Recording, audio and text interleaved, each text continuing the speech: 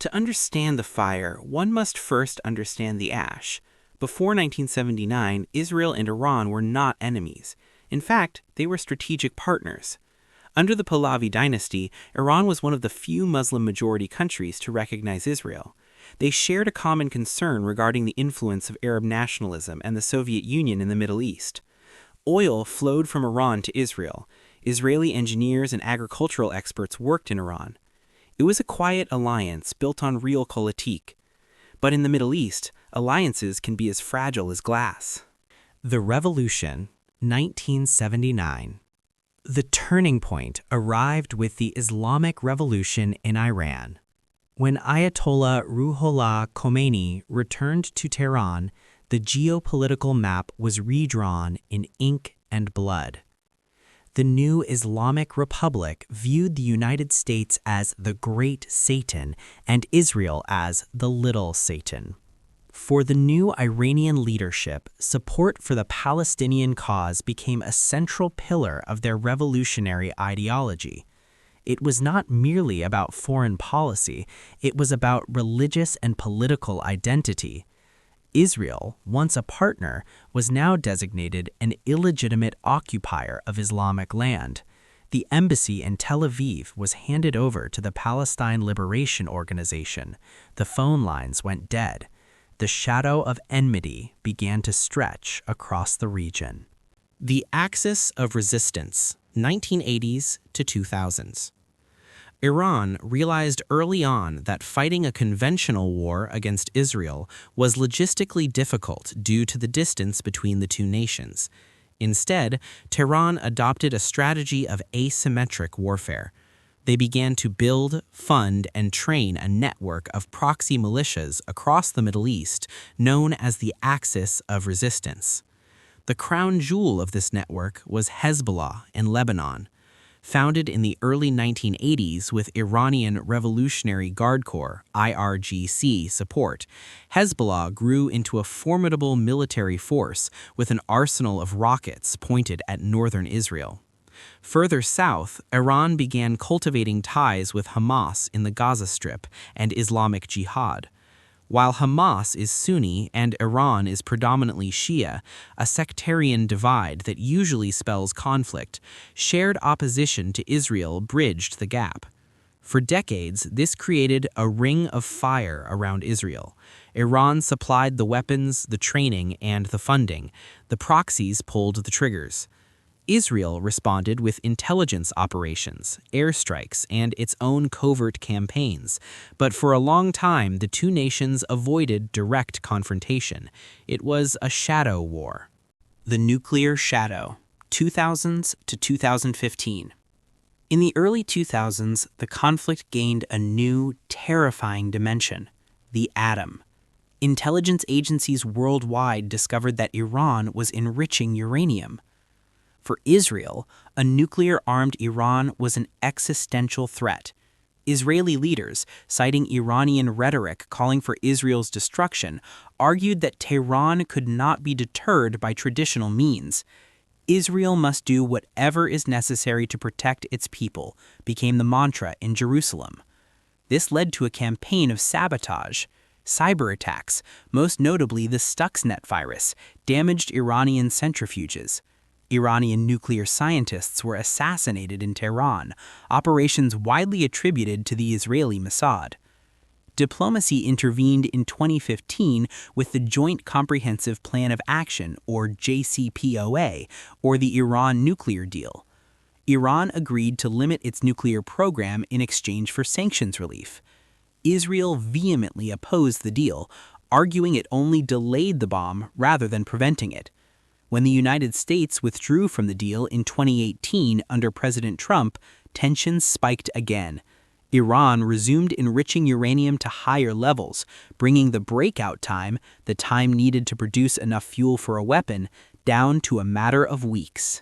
The Syrian front, 2011 to 2023. When the Syrian civil war erupted in 2011, the shadow war found a new battlefield. The Assad regime, a close Iranian ally, was near collapse. Iran intervened militarily to save Assad, embedding IRGC advisors and Hezbollah fighters deep within Syria. For Israel, this was a red line. Iran was moving weapons and precision-guided missiles to the Golan Heights, right on Israel's northeastern border. Israel launched what became known as the Campaign Between Wars. Hundreds of airstrikes were conducted inside Syria to destroy Iranian weapon shipments and infrastructure. Iran absorbed these strikes, often retaliating through its proxies rather than directly. The rules of engagement were unwritten but understood. Israel would bomb Iranian assets in Syria. Iran would try to entrench itself despite the bombs. It was a bloody stalemate.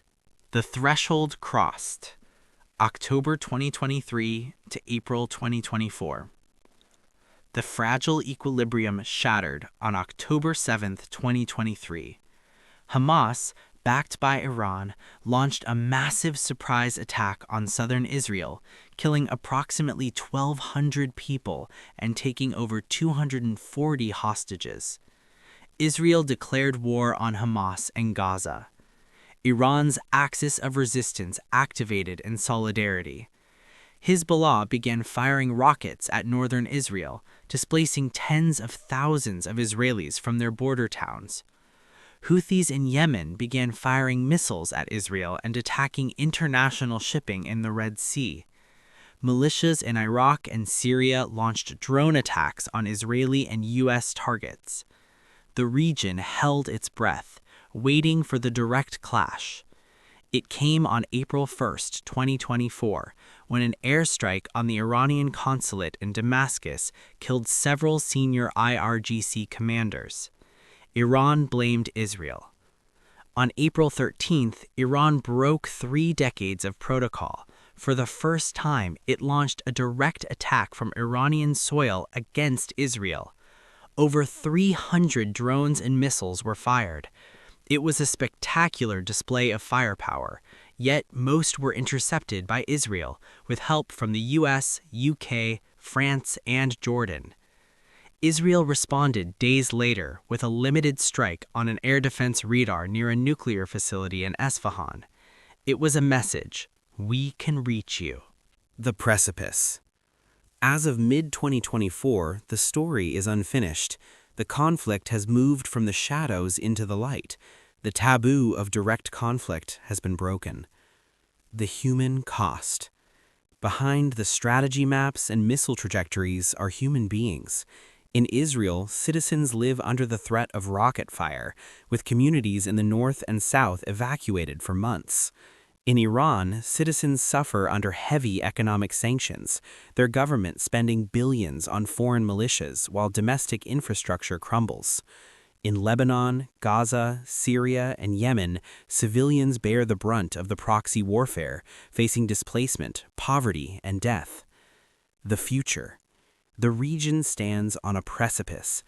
Israel's goal: to degrade Iran's military capabilities and ensure its own security, potentially through diplomatic isolation of Iran or continued covert and overt military action. Iran's goal: to expel U.S. influence from the Middle East, maintain its nuclear leverage, and cement its status as the leader of the Muslim world through resistance against Israel. Diplomats worldwide are working to prevent a full-scale regional war, knowing that such a conflict would draw in global powers, spike oil prices, and cause catastrophic loss of life. The story of Israel and Iran is no longer just a dispute over borders or politics. It is a clash of visions for the Middle East. One envisions a region integrated with Israel and supported by the West. The other envisions a region independent of Western influence, united against Zionism. Until these visions find a way to coexist, or one decisively overpowers the other, the shadow war will continue to cast a long, dark line over the horizon.